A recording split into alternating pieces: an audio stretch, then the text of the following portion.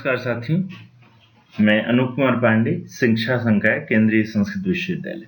साथियों, शिक्षा मनोविज्ञान के अध्ययन श्रृंखला के आज के 18वें व्याख्यान में मैं आप सभी का स्वागत करता हूं। आज हम जो सीटेट के लिए सबसे ज्यादा महत्वपूर्ण बिंदु है, संज्ञानात्मक मनोविज्ञान, इसके पहला जो सिद्धांत है जीन पियाजे के द्वारा प्रदत्त, इस जीन पियाजे के संज्ञानात्मक मनोविज्ञान के विषय में आज हम चर्चा करेंगे। साथियों, सीटेट का जो पाठ्यक्रम है उसको हम आधारित किए हुए हैं, और जब आप पिछले प्रश्न पत्रों को देखे होंगे तो आपने देखा होगा कि जो प्रश्न पूछने का तरीका है वो कभी सिद्धांत में प्रदत्त शब्दों को आधारित करके प्रश्न नहीं पूछे जाते हैं। हमेशा इस सिद्धांत का व्यवहार में क्या प्रभाव दिखाई देता है, इस व्यवहारात्मक पक्ष को आधारित करके सीटेट में प्रश्न पूछे जाते हैं। तो बड़े बारीकी से, बड़े ध्यान से आप इन बिंदुओं को गौर से सुनिएगा और उन बिंदुओं को चिन्हांकित करिएगा जिनसे संबंधित प्रश्न पूछे जाते हैं। पिछला आपने प्रश्न पत्र यदि देखा होगा तो कई तरह के प्रश्नों के साथ इस व्याख्यान के जो बिंदु हैं उनमें साम्यता भी आपको दिखाई देगी। ये संज्ञानात्मक मनोविज्ञान का एक जो सामान्य परिचय है वह हम इसी व्याख्यान श्रृंखला के 17वें व्याख्यान में देख चुके हैं। आज आइए जीन पियाजे के द्वारा प्रदत्त ये जो कॉग्निटिव डेवलपमेंट थ्योरी है, संज्ञानात्मक विकास का सिद्धांत है जीन पियाजे का, इसके बारे में हम क्रमशः चर्चा करते हैं। साथियों, जीन पियाजे मूलतः एक जंतु वैज्ञानिक थे, जूलॉजी के, ये प्राणी विज्ञान के प्रशिक्षक थे, और इसी क्षेत्र में, प्राणी विज्ञान के क्षेत्र में ही इन्होंने संपूर्ण अपना अध्ययन किया। इनका जो क्षेत्र था वो स्विट्जरलैंड था।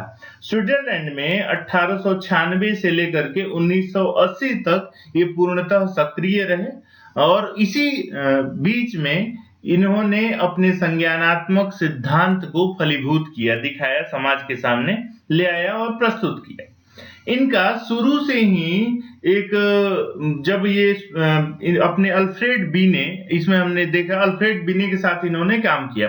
अल्फ्रेड बीने मनोविज्ञान में भी जो बुद्धि परीक्षण था, उसमें सबसे पहले परीक्षण का निर्माण अल्फ्रेड बीने ने किया था। बीने साइमन कमीशन के नाम से हम सभी इसको जानते हैं।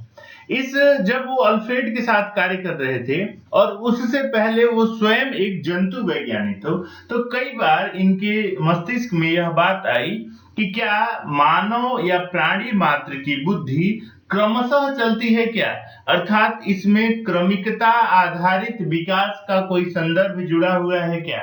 वहीं से ये फिर मानवीय विकास और मानवीय बुद्धि के विकास के अध्ययन की तरफ मुड़ गए, अपना अवधान दिए। इस क्रम में इन्होंने अपने बच्चों के ऊपर ही सारे प्रयोग की, और इनकी रुचि यह जानने की थी कि बालकों में बुद्धि का विकास किस ढंग से होता है। इस विकास के सिद्धांत को जानने के लिए इन्होंने अपने बच्चों को खोज का विषय बनाया, अनुसंधान का विषय बनाया, और अनुसंधान के विषय बना करके जब अल्फ्रेड बीने के साथ कार्य कर रहे थे, बीने के साथ मिल करके बुद्धि परीक्षण में कार्य कर रहे थे, तो वहां से ही इन्होंने धीरे धीरे करके अपने बच्चों को ऑब्जर्व करना शुरू कर दिया।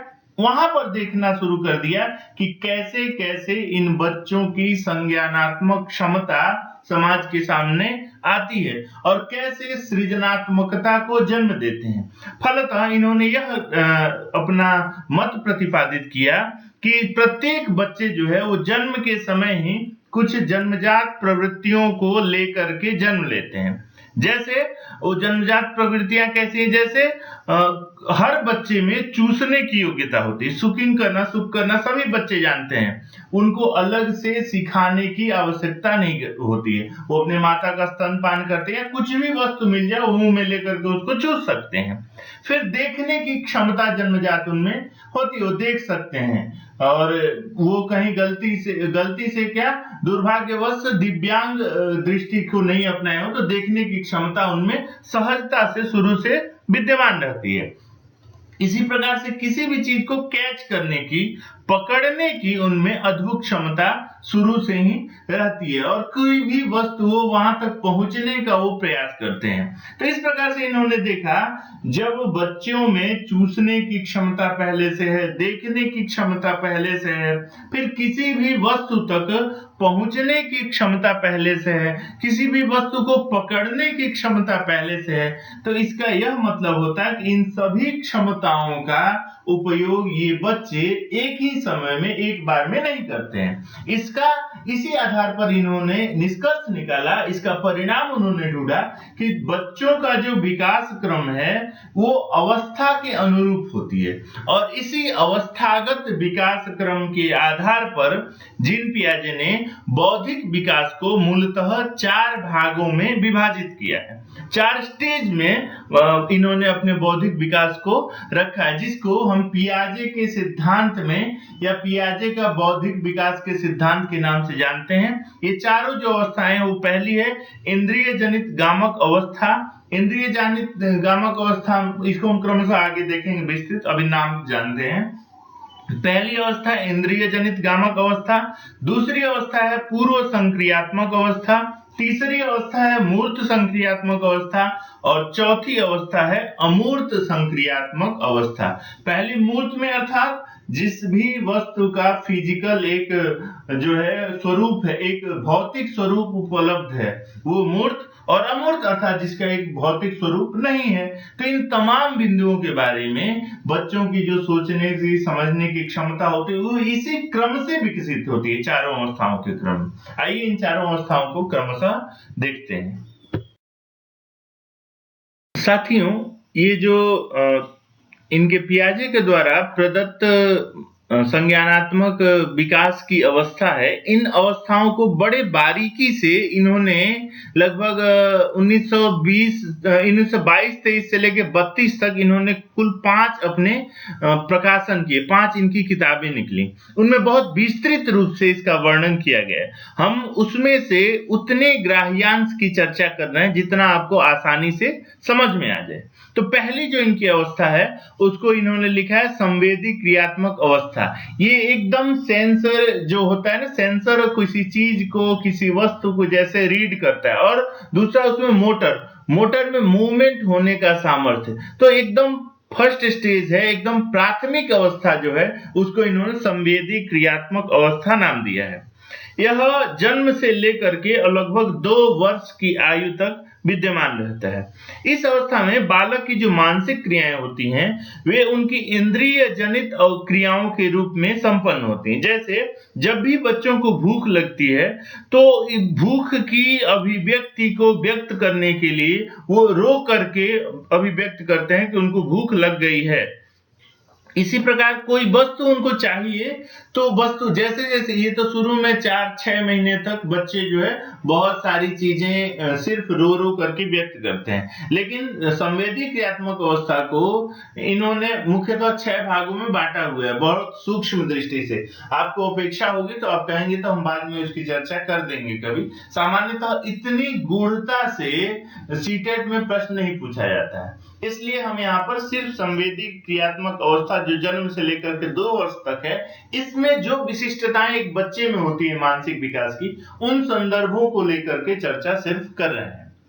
तो शुरू का हमने यही देखा, 4-6 महीने तक बच्चे जो है जो कुछ भी अभिव्यक्त करना है वो सिर्फ रो करके बताते हैं। उसके बाद जैसे जैसे उनके अंग प्रत्यंगों में अपेक्षित जो है परिपक्वता आ जाती है, अपेक्षाकृत पहले से वो ज्यादा परिपक्व हो जाते हैं, तब उनको कोई चीज चाहिए होती है तो भी वो भाषा का उपयोग न करके चेष्टा करते हैं और इशारे करते हैं। इशारा से किसी भी वस्तु को वो पाने के लिए लालायित रहते हैं और दिखाते हैं, इशारों से बताने का प्रयास करते हैं। अर्थात इस अवस्था में 2 वर्ष तक उनके पास भाषा का पूर्णतः जो है एक तरह से अभाव होता है, या फिर भाषा थोड़ी बहुत होती भी है तो पूर्णतः अस्पष्ट होती है। इसलिए इसको इंद्रिय जनित गामक अवस्था इन्होंने कहा है कि जो कुछ भी पाना है वो या तो रो करके या इशारा करके किसी न किसी इंद्रियों का उपयोग करके ही उनको विषय वो वस्तु प्राप्त हो सकती है, ना कि अपने अभिव्यक्ति करने के लिए उनके पास दूसरा कोई माध्यम है। इसीलिए इसको जो है इंद्रिय जनित अवस्था भी कई बार कहा जाता है, संवेदी क्रियात्मक अवस्था को। फिर इस समय किसी भी वस्तु का अस्तित्व बच्चे के सामने तभी तक होता है जब तक वह वस्तु उसके सामने हो। आंखों से जैसे ही वो ओझल हो जाता है तो उसके लिए उस वस्तु का अस्तित्व समाप्त हो जाता है। अक्सर बच्चे किसी खिलौने को पाने की जिद करते हैं या फिर कोई ऐसी वस्तु जिससे वो बहुत देर तक खेल रहा है, माता पिता या फिर उसके अभिभावक चाह रहे हैं कि अब इस वस्तु को वो न ग्रहण करे। उदाहरण के लिए आज के जमाने में मोबाइल को बहुत देर से खोल रहा है, बच्चे चाह रहे हैं कि मोबाइल अब छोड़ दे, तो क्या करते हैं उसको छुपा देते हैं और कह देते हैं मोबाइल कौवा ले गया, चिड़िया ले गई। तो बच्चे इसी को सत्य मान लेते हैं कि सच में मोबाइल को चिड़िया ले गई या कौवा ले गया, या मान करके वो संतोष कर लेते हैं और वापस से उन चीजों को मांगने की या उनको ढूंढने का वो प्रयास ही नहीं करते हैं। तो जैसे जैसे 2 वर्ष की अवस्था को वो छूता है या 2 वर्ष की अवस्था को पार करने लगता है, तब धीरे धीरे इन वस्तुओं की जो अवस्थिति के बारे में उसकी धारणा में परिवर्तन आना शुरू हो जाता है।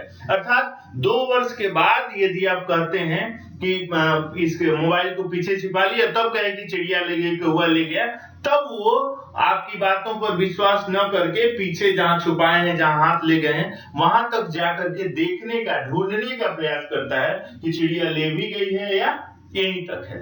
तो संवेदी क्रियात्मक अवस्था से जो प्रश्न बनते हैं मूलतः वो यह इसी प्रकार के उदाहरण देकर के बनेंगे और कहेंगे कि एक बच्चे के सामने कोई वस्तु आई है, बार बार, जैसे एक बच्चा है बार बार उसके सामने कुछ कोई खिलौना आ रहा है बार बार और फिर वो चकमा खा के चला जा रहा है, हट जा रहा है, हट जा रहा है। तो यह किस अवस्था में बच्चों के सामने इस तरह की प्रतिक्रिया, फिर बच्चा मान लेता है कि वो चला गया, या किसी खिलौने को ढक देते हैं तब फिर छुपा देते हैं, तब बच्चे से पूछते हैं कि वो खिलौना खत्म हो गया, तो मान लेता है कि खिलौना खत्म हो गया या उसको कौवा ले गया।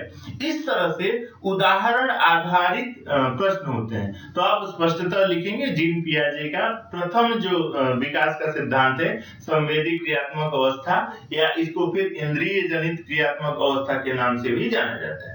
ठीक है। दूसरा जो है उसको पूर्व संक्रियात्मक अवस्था इन्होंने नाम दिया है।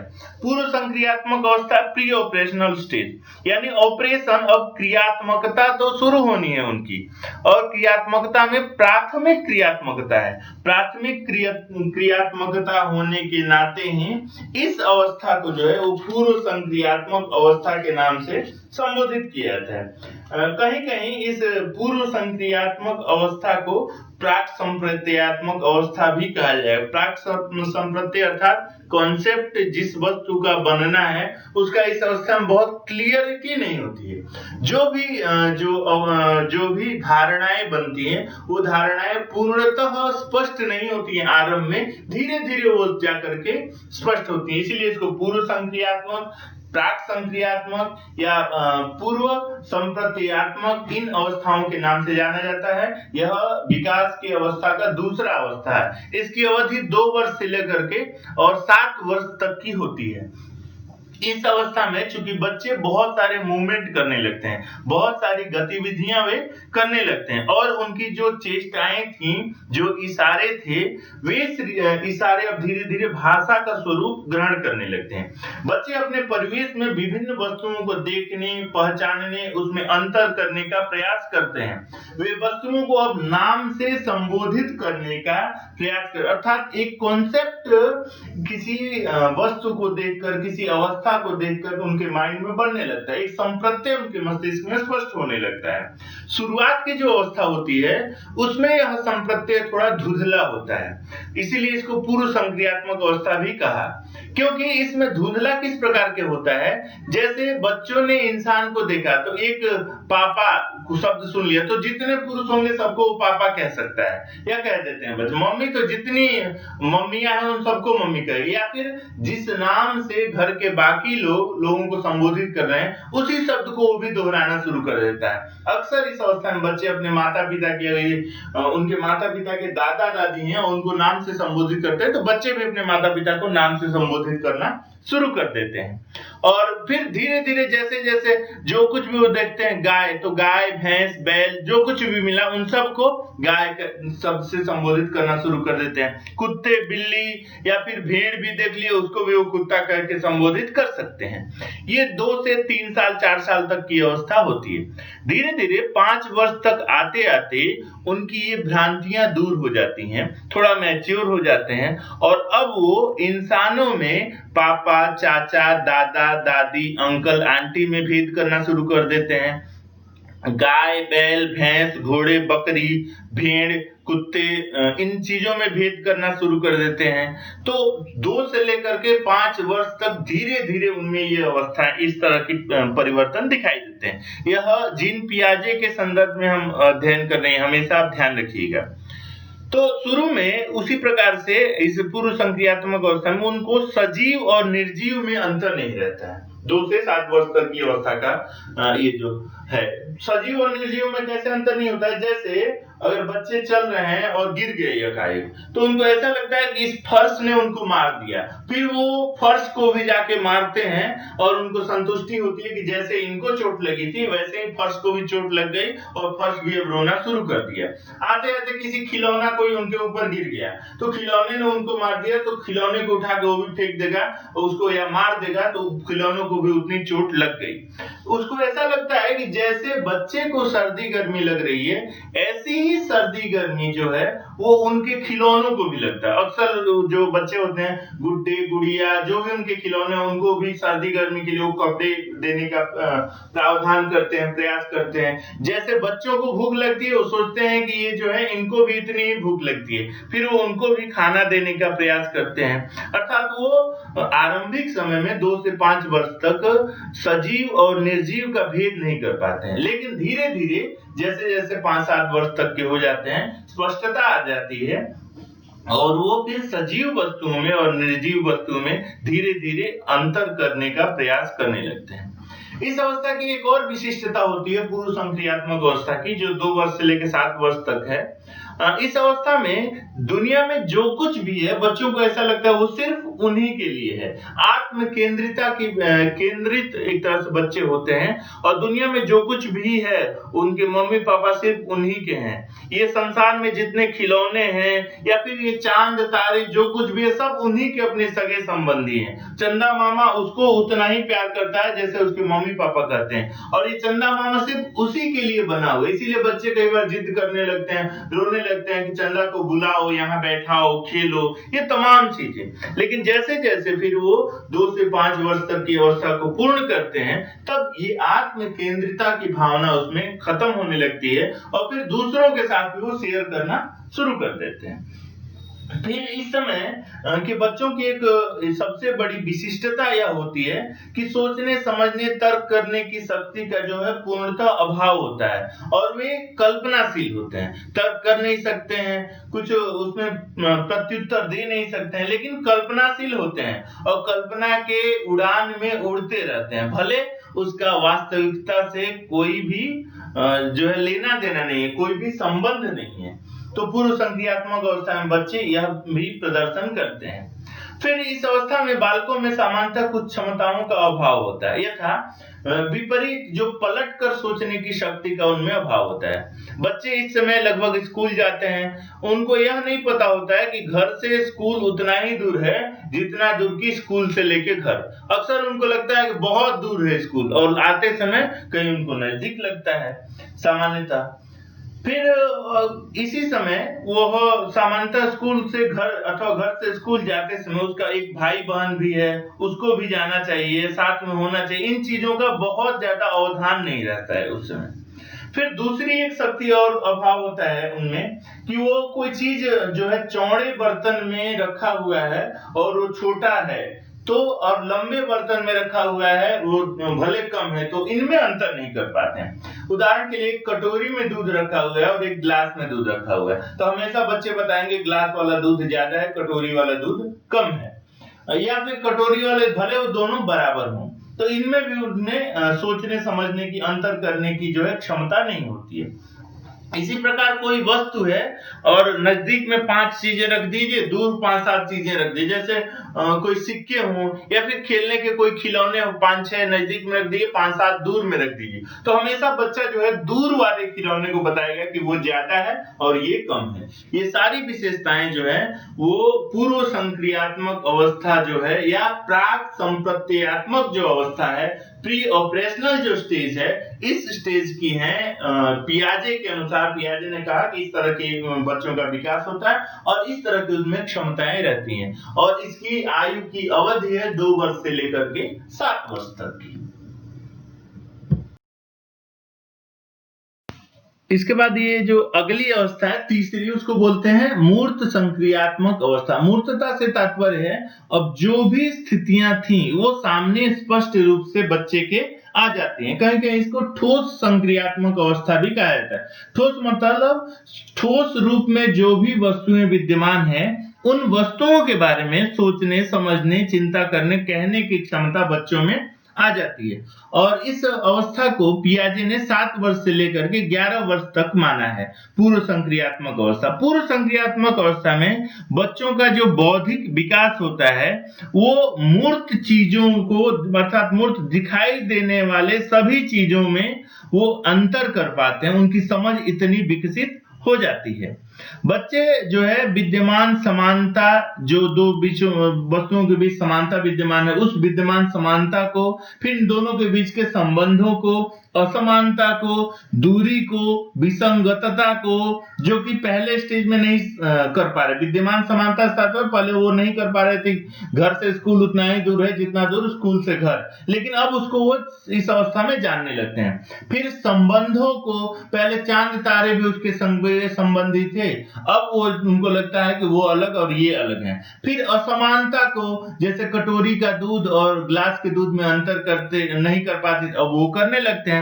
फिर दूरी, किसी जो चीज, कुछ खिलौने नजदीक थे कुछ दूर थे तो दूर वाले ज्यादा लगते थे, इनको धीरे धीरे वो समझने का प्रयास कर लेते हैं। अर्थात उनकी जो कुछ मूर्त या स्थूल रूप होती है दिखाई देने वाले, उन सब पर धीरे धीरे वो चिंतन करना शुरू कर देते हैं, उनके बारे में सोचना समझना शुरू कर देते हैं। जैसे कोई 9 जो है सेव है, तो 3 सेवों से 9 सेव कितने और अधिक होते हैं यह अंतर वे कर पाते हैं। उसी प्रकार कुत्ते या बिल्ली में अगर दोनों एक सामने हो तो उनमें चिन्हित जो भी निहित अंतर है उनको चिन्हांकित कर पाते हैं, स्पष्ट कर पाते हैं कि कुत्ता ये है इसलिए ये कुत्ता है, ये है इसलिए बिल्ली है। तो इस अवस्था में बालकों में चिंतन प्रक्रिया पहले के अपेक्षा अधिक तर्कसंगत हो जाती है, क्रमबद्ध हो जाती है। वे हवाई उड़ान भरना, जैसे कल्पना लोक में पहले वो पूर्व जो संक्रियात्मक अवस्था में भर रहे थे, उस अवस्था के अनुरूप इसमें बदलाव हो जाता है। अब वो यथार्थता को समझने लगते हैं और फिर दूरी, माप इत्यादि को समझना का प्रयास शुरू कर देते हैं। और 11 वर्ष की आयु तक पहुंचते पहुंचते बालकों का मानसिक विकास इस सीमा तक हो जाता है कि वे सामान्यतः सभी वस्तुओं का अंतर, उनमें समानता विभेद का अंतर, फिर किसी वस्तु का संख्यात्मक जो विभेद है उसका अंतर, किसी दूरी का अंतर।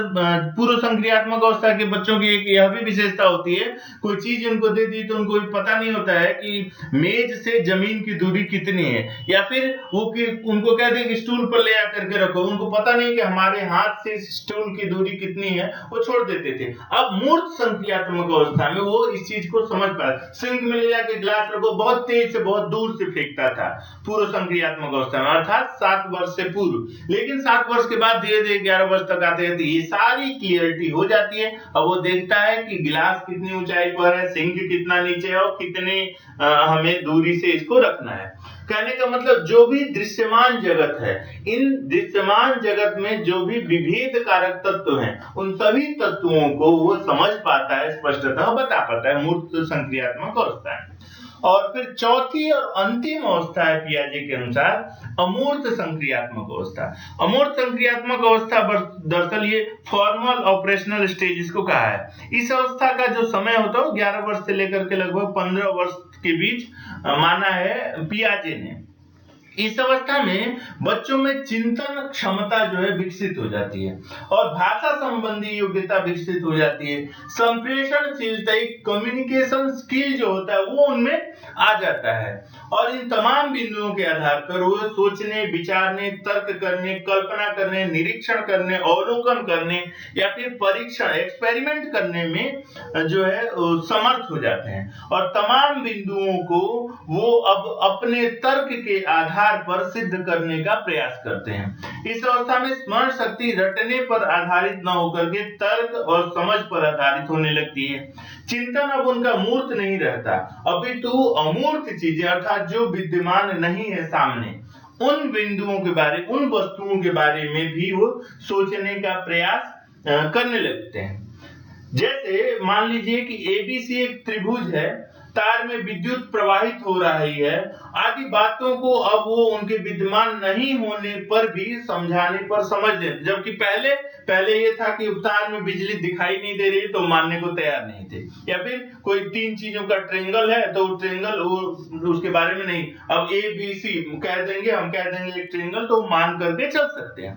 कहने का तात्पर्य है कि इस अवस्था में बच्चे जो है इतने परिपुष्ट हो जाते हैं, इतने विकसित हो जाते हैं कि अब धीरे धीरे ट्रायल एरर जो मेथड है, प्रयास त्रुटि का सिद्धांत, उसके स्थान पर बौद्धिक शक्तियों का उपयोग करना वो सीख जाते हैं। संश्लेषण, विश्लेषण, नियमीकरण और सूझ आदि सिद्धांतों के प्रभाव इस समय उनके बौद्धिकता में दिखाई देने लगता है। जो कुछ भी परिस्थितियां उनके सामने आती हैं, उन सभी परिस्थितियों के बारे में वे सोच समझ करके, चिंतन करके, परिचर्चा करके अपना अभिमत रखने का प्रयास करते हैं। यह अमूर्त संक्रियात्मक जो अवस्था होती है वो पियाजे के अनुसार मानसिक विकास की सर्वोच्च अवस्था है। इस समय तक, इस अवस्था तक आते आते बच्चे इतने मैच्योर हो जाते हैं, इतने परिपक्व हो जाते हैं कि अब चाहे कुछ चीज, कोई वस्तु उनके सामने हो या फिर कल्पना के द्वारा सोचना समझना हो, सृजनात्मकता को जन्म देना हो, उन तमाम कार्यों को करने में ये बच्चे समर्थ हो जाते हैं। तो साथियों, इस प्रकार हमने क्रमशः जीन पियाजे के द्वारा बताए गए संज्ञानात्मक विकास के सिद्धांत को देखा और इन्होंने बौद्धिक विकास के जो 4 स्टेज बताए हैं, इन स्टेजों को समझा, उदाहरणों को समझा।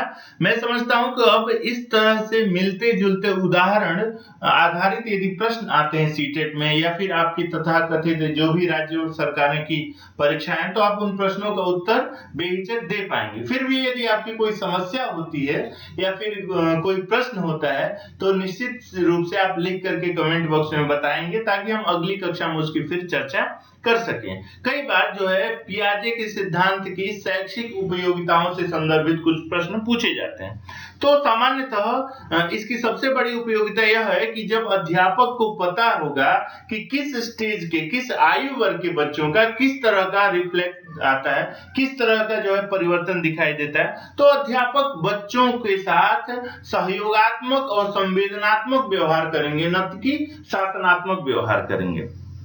फिर पाठ्यक्रम को निर्माण करने में बहुत बड़ी सहायता मिलेगी पाठ्यक्रम निर्माण करने वाले समिति को, क्योंकि पता है कि बच्चों को सृजनात्मक क्षमता किस स्तर पर, अपने किस लेवल पर आने के बाद अपने उन्नत स्तर पर आती है। फिर वो उस तरह के पाठ्य वस्तु, सृजनात्मक बातें, समस्या समाधान संबंधी तत्व और तथ्य पाठ्यक्रम में समावेशित करते रहेंगे। फिर इसी प्रकार से इस सिद्धांत के द्वारा बच्चों के मस्तिष्क का अधिकतम विकास हो सकता है। क्यों?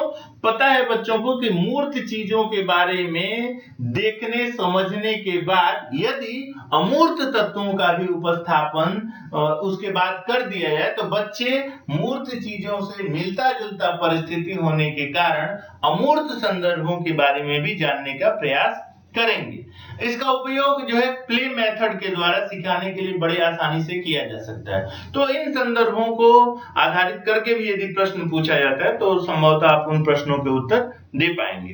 फिर भी अब जो कुछ भी आपके प्रश्न हो, क्वेरी हो, आप कमेंट बॉक्स में लिख करके हमें बताएंगे।